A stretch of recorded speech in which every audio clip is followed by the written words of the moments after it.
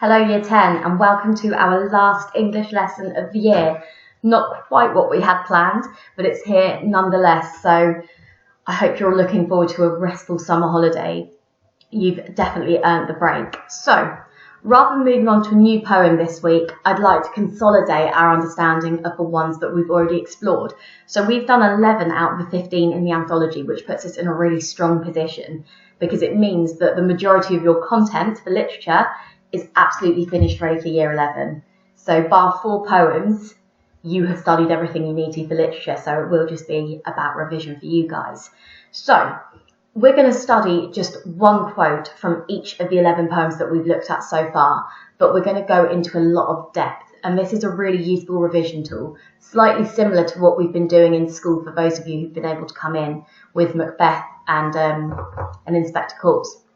So we'll look at the writer's methods, any contextual links, zoom in on keywords, and we'll start considering the comparisons we can make to the other poems, because that's what you're going to have to do in your exam. So let's get cracking. Alright, so it's in chronological order. So this first quote is from Ozymandias, which is right at the beginning of the anthology. And the quote we're going to explore is round the decay of that colossal wreck, boundless and bare, the lone and level sand stretched far away. So firstly, I would probably suggest that you write the quote out in your books and leave space around it, or you can obviously do it in bullet points underneath, whatever works best for you. So think about the methods that Shelley is using here. You've got the plosives of boundless and bare, the alliteration of lone and level, the sibilants of sand stretch, lots of oral imagery, so oral with an AU for sound. So think about how Shelley uses sound here. Context, you might have to do a little bit of research. So you might want to look into King George III and what sort of leader he was and how we could draw comparisons to Ozymandias, Ramses II. Then zoom in on the word decay to describe the erosion of the statue and explain how this links to Shelley's wider ideas about power wielded by humans. You'll probably have a lot of contextual notes for Shelley and his attitudes towards the government and how he was an advocate for change and things like that. So that's what you might write over here, always thinking about the context. And then finally, which other poems explore ideas about the power of nature being far greater than that of humankind? Now for me, Owen's Exposure immediately comes to the forefront of my mind, but you might find other poems that you could compare this to. And that's how I would lay out each of these quotes. I'll talk you through a few more, but I don't want to just read out boxes to you because I know you're all capable of doing that.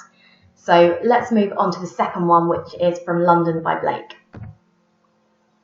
So, in every cry of every man, in every infant's cry of fear, in every voice, in every band, the mind-forged manacles I hear. That's the quote we're going to be looking at. So firstly, highlight and label the methods that Blake has used. So you've got the repetition of every, you've got repetition of cry, you've got the alliteration of mind-forged manacles, which is also a metaphor. So write those down, think about it. Contextually, you might want to write notes on how the poem can be interpreted as a criticism of the Industrial Revolution and the effect it has on the City of London and obviously wider implications. Zoom in on the metaphor of mind-forged manacles.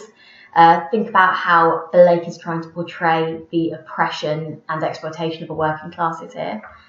And finally, for the comparison, which other poems explore ideas about the abuse of power? How is the abuse of power similar or different to that presented in this poem? And so you might want to flick through your anthology. Obviously, I know we've not done all of them. There's 4 left. But see what comparisons you could draw. A good one for this is actually Ozymandias, which I know you know really well. So what I'm going to do is I'm just going to quickly skip through the slides because you can all read. Pause it on each one, and if you do get into any trouble, if you get stuck, do feel free to email me. I might read out the quote because it seems weird doing like a 5-minute video. I don't think I can cope with it. So pause it here if you need to. We'll move on to the next one. Okay, from Prelude, about the boy that gets scared of a mountain. When from behind that craggy steep, till then the horizon's bound, a huge peak, black and huge, as if with voluntary power instinct upreared its head. That's your quote. Think about methods, context. Keyword here would be the sublime. You might want to Google that if you're not sure what it is. Zoom in on that phrase and then think about the depiction of nature as being powerful. Again, exposure is another good one. You can see how they all start to interlink. Pause it here if you need to. My Last Duchess, about a megalomaniac and his fragile male ego. So she had a heart, how shall I say, too soon made glad, too easily impressed. She liked whatever she looked on and her looks went everywhere. Same process. Pause it. Carry on with the video. Oh, what's this? Charge of a light brigade? Yep. So boldly they rode and well into the jaws of death, into the mouth of hell, rode the 600. So about that silly error from some politician that ended the lives of a huge amount of men that went in incredibly unprepared to battle. So same process. Exposure, love Wilfred Owen, check out his other poems, he's great. Anthem for Doomed Youth and Dolce et Decorum Est are very good poems that he's written. So for this one, Exposure, dawn massing in the east, her melancholy army attacks once more in ranks on shivering ranks of grey, but nothing happens. Same process. What's this one? Storm on the Island? Yes. So we sit tight while wind dives and strikes invisibly. Space is a salvo, we're bombarded with the empty air. Strange, it's a huge nothing that we fear. So zoom in on that quote. What's this? Bayonet charge. Damn it. King, honour, human dignity, etc. drop like luxuries in yelling alarm. So again, we're zooming in on those ideas, always thinking about which other poems we can compare to it. Remains is probably quite a good one here. He's here in my head when I close my eyes, dug in behind enemy lines from Remains, my favourite poem of this anthology. It's excellent, it's honest, it's blunt. Have a look at those ideas there. Completely quote analysis, carry on.